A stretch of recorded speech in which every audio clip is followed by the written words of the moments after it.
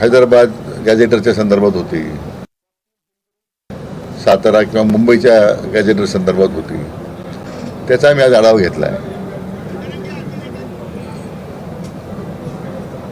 बाकीच्या मग त्या सगळे सोयऱ्यांच्या संदर्भात त्यांची एक मागणी होती, त्याबद्दलही चर्चा केली आम्ही आज.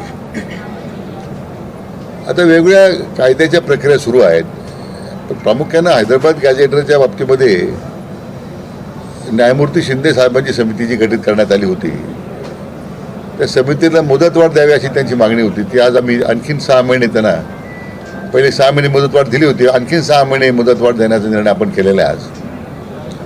त्यामुळे ते त्या गॅजेटरचा अभ्यास करून त्या संदर्भात ते निर्णय करतील. कारण शेवटी ही जी थोडी प्रक्रिया क्लिष्ट आहे आणि त्यामुळे सगळ्या कायद्याच्या बाबी तपासून मला वाटतं त्यांच्याच मागणीप्रमाणे माननीय शिंदे समितीला आपण आता मुदतवाढ देतो आहे. अन्य काही ज्या विशेष करून मध्ये सरकारी नोकरी देण्यासंदर्भात त्यांची एक मागणी द्याव्यात. फक्त आता बहुतेक सर्वच उमेदवारांना जे मृत पावलेली जी त्या ठिकाणी जी मंडळी होती, तर आता मला वाटतं फक्त 9 लोकांची नोकरीची जी नोकरी देण्याच्या ज्या बाकी आहे, तर त्यासुद्धा एस टी महामंडळामध्ये द्यायचा निर्णय झाला होता. तर तो सुद्धा पुढच्या 3 महिन्यामध्ये ती प्रक्रिया पूर्ण करून त्या सगळ्या 9 लोकांना नोकरी देण्यात येतील. सानुग्रह अनुदान त्याच्या बाबतीमध्ये ते सानुग्रह अनुदान देण्याचं काम पूर्ण झालेलं आहे. आणि त्यामुळे मला वाटतं प्रामुख्यानं हे जे प्रमुख मागणी ज्या संदर्भात त्यांची जी आज लढाई सुरू आहे किंवा त्यांनी त्या बाबतीमध्ये सरकारकडे जी मागणी केलेली आहे, आज पहिलीच मिटिंग होती, आम्ही सगळी माहिती घेतलेली आहे. लगेच आम्ही त्या संदर्भात पुन्हा एकदा बसणार आहोत. सर्वांची भूमिका सकारात्मक आहे.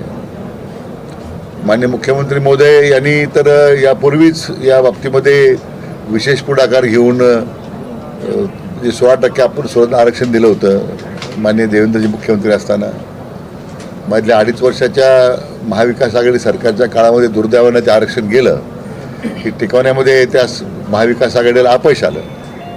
पण पुन्हा एकदा महायुती सरकार आल्यानंतर 10% आरक्षण द्यायचा निर्णय झाला आणि अद्याप ते आरक्षण आता मान्य सर्वोच्च न्यायालयात टिकून आहे. कुठल्या प्रकारची त्या आरक्षणासंदर्भात सुद्धा आवश्यक वाटलेस तर त्या ठिकाणी जी काही कायदेशीर प्रक्रिया करायची आपल्याला, तर ती आपण शासन करतोच आहे. परंतु आरक्षणाच्या बाबतीमध्ये शासनाची कुठली भूमिका नकारात्मक नाही आहे. शेवटी कायद्याच्या सगळ्या चौकटीत बसून ते आपल्याला करावं लागेल. आणि म्हणून ती सकारात्मक चर्चा आमच्या आज या पहिल्याच उपसमितीच्या बैठकीमध्ये झाली. सरसकट आरक्षण मिळावं ही जी प्रमुख मागणी जरांगे पाटील करतायत, ती कायद्याच्या चौकटीत बसून शक्य आहे का, याबाबत काही सरकार विचार करतात? नाही, आता आमची पहिलीच बैठक होती, कारण आता विधी व न्याय खात्याचे अधिकारी सगळेच होते. आम्ही त्यांना या सगळ्याच विषयाबद्दल सगळं बारकावे तपासायला सांगितलेले आहे. जी काही विशेष करून जो एक महत्त्वाचा मुद्दा होता की व्हॅलिडेशन करण्याबद्दल आता मला वाटतं ACBC आहे किंवा EWSचा आता मुद्दा राहिला नाही, परंतु ज्या काही व्हॅलिडेशनमुळं मुलांचे ॲडमिशन थांबलेले आहेत, तर त्यांना किमान आता 6 महिने मुदतवाढ द्यावी अशा प्रकारची शिफारस आज आमच्या समितीने केलेली आहे. जरांगे पाटील आंदोलनावरती ठाम आहे, तर ते इकडे येऊ नये म्हणून तुम्ही काही आश्वासन किंवा काही निर्णय त्यांच्याशी बोलण्याचं नाही, असं आहे की जरांगे त्यांच्याशी बोलण्याचा प्रश्नच नाही आहे. कारण अद्यापही त्यांची सरकारबरोबर बोलण्याची त्यांची तयारी आहे का, हा महत्त्वाचा मुद्दा आहे. आणि आम्ही जे आता शासन म्हणून जे निर्णय केलेले आहे किंवा उपसमिती म्हणून आम्ही जी भूमिका त्यात मांडलेली आहे, विशेष करून हा न्यायमूर्ती शिंदे समितीसमोरचा जो मुद्दा हाच त्याच्यातला खरं महत्त्वाचा मुद्दा आहे की जो आरक्षणाबाबतीमध्ये किंवा जे दाखले द्यायचे, कोणबी सर्टिफिकेट द्यायचे आहेत, तर तो त्या समितीला मुदतवाढ द्यावा अशी त्यांची जी मागणी होती आपण ती मान्य केलेली आहे. सर, तुम्ही अनेक वर्ष मंत्रिमंडळात देखील आहात, अनेक मराठा संघटनांचे देखील चांगले म्हणजे संबंध आहेत. ज्या पद्धतीनं जरांगे वारंवार बोलतायत की मुख्यमंत्री म्हणजे तत्कालीन मुख्यमंत्री एकनाथ शिंदे यांनी या सगळ्याला गोष्टी करायची तयारी होती, मात्र देवेंद्र फडणवीस याला विरोध केला. ह्या सगळ्या प्रवासात तुम्ही देखील होतात, काय खरंय? असं आहे की आता जरांगे पाटलांनी काय बोलावं, काय आरोप करावा त्यांचा अधिकार आहे. परंतु हे मान्य केलं पाहिजे की 16% आरक्षण द्यायचं काम मान्य देवेंद्रजी मुख्यमंत्री असताना केलं होतं, पण ह्या महाविकास आघाडीने ते आरक्षण घालवलं. पुन्हा तो प्रयत्न केला आपण, मान्य शिंदेसाहेब मुख्यमंत्री असताना पुन्हा प्रयत्न झाला, पुन्हा 10% द्यायचा निर्णय झाला.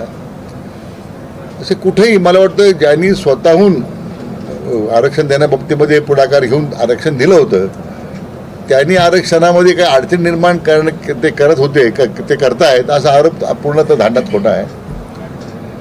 मी सुरुवातीला हीच मागणी केली होती की आपल्या राज्याचे ज्येष्ठ नेते मान्य शरद पवार साहेब असतील, मान्य उद्धव ठाकरे असतील, यांनी तर या बाबतीत भूमिका घ्यायलाच तयार नाही आहे की आरक्षण कसं द्यावं, कसं देऊ नये. आणि मला वाटतं त्यांनासुद्धा खरं विचारण्याची गरज आहे, कारण ते सुद्धा राज्याचे मुख्यमंत्री 4 वेळा राहिलेत. शरद पवार साहेब, उद्धव ठाकरे साहेब मला वाटतं राज्याचे मुख्यमंत्री आता मागच्या 2.5 वर्ष होते. आपणही आरक्षणासंदर्भात काय केलेलं आहे एकदा लोकांना सांगावं त्यांनी. म्हणून जरंगे पाटलांना माझी विनंती की ठीक आहे, आम्ही काय केलं तुमच्यासमोर मांडलंच आहे. देवेंद्रजींनी 16% दिलं आहे, मान्य शिंदेसाहेबांनी 10% दिलं आहे, पण ह्या दोघं मुख्यमंत्री राहिलेले लोक जे आहेत महाविकासचे नेते त्यांनी या संदर्भात काय केलं याचं तर एकदा महाराष्ट्राच्या जनतेला एकदा सांगितलं पाहिजे आणि त्यांना तो जाब जरंगे पाटलांनी विचारला पाहिजे असं माझं मत आहे. पण जरांगे पाटील जर एवढा मोठा गंभीर आरोप करतायत की देवेंद्र फडणवीसांनी आडकाठी केली, यावेळी एकनाथ शिंदेनी यावरती बोलणं अपेक्षित आहे की नेमकं काय आहे ते अद्यापर्यंत बोललेलं नाही, त्यांचं मौन आपल्याला कायम पाहायला मिळालं. असं की तो प्रश्न आता तुम्ही शिंदेसाहेबांनी विचारला पाहिजे, पण मी त्या मंत्रिमंडळातला सहकारी होतो.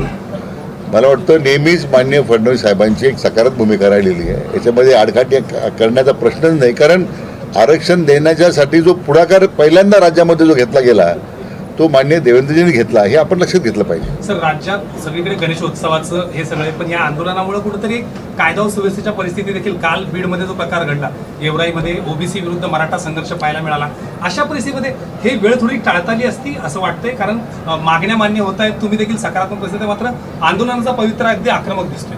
नाही, आता काही बाबी कायद्याच्या प्रक्रियेत अडकलेल्या आहेत त्या आपण पूर्ण करतोय. आता न्यायमूर्ती समितीचा जसा मी उल्लेख केला आहे, तर मुदतवाढ देऊन एक 6 महिन्यात अहवाल दिलाच पाहिजे त्यांनी, अशा प्रकारचं आम्ही त्यांना विनंती करतोय. परंतु माझी या निमित्तानं जरंगे पाटलांना विनंती आहे की आपण तर मराठा आरक्षण मंत्रिमंडळ उपसमितीची बैठक झालेली आहे आणि त्यानंतर अध्यक्ष राधाकृष्ण विखे पाटील हे बोलत होते. शिंदे समितीच्या मुदतवाढीची मागणी मंजूर करण्यात आलेली आहे आणि जरांगेंच्या इतर मागण्यांच्या संदर्भात आजच्या बैठकीमध्ये चर्चा झाली असं त्यांनी सांगितलंय.